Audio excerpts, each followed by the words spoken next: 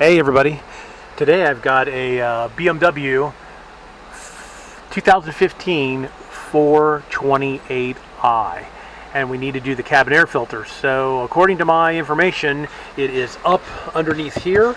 There are two 10mm nuts that need to come out.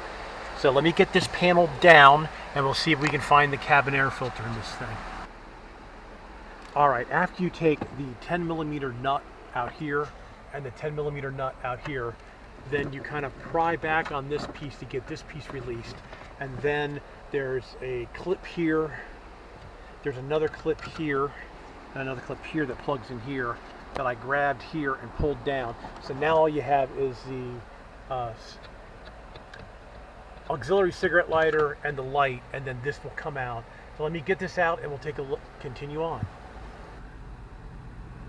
All right, now we're underneath the dash. I got the panel out of the way. The filter is up in here. There is a torque screw here and a torque screw there. And then there is a hose right here, which is the evaporator drain right there, that you gotta make sure that goes back on. Let me go get these two screws out and then I'll be back. All right, then after you get the two screws out, there's a clip right here. Of course, my light moved. Light readjusted. There's a clip here, you squeeze and then it comes down. There is the evaporator drain I was talking about right here. So you just kind of get this out of the way, and as you see, the filter is kind of bent and then it just starts to slide out. So it actually fits in here bent up. So then you just pull the filter out.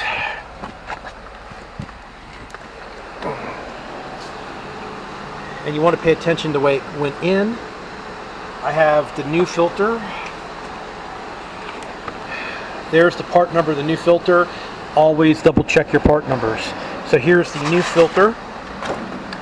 And is there an arrow? There is an arrow of which way it flows. So we're going to look at the old one.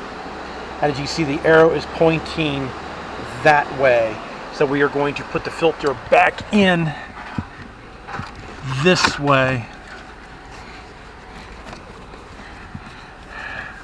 I'm not going to be able to do this with one hand, so then the filter needs to be bent and slid back up in there properly.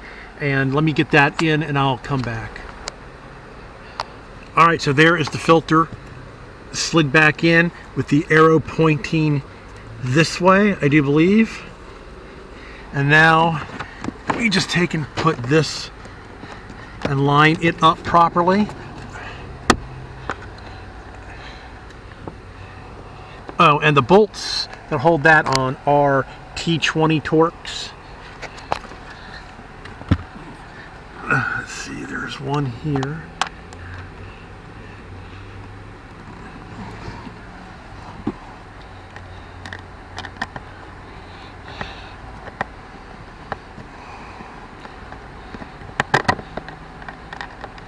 So there is the first bolt, and then there's another one over here.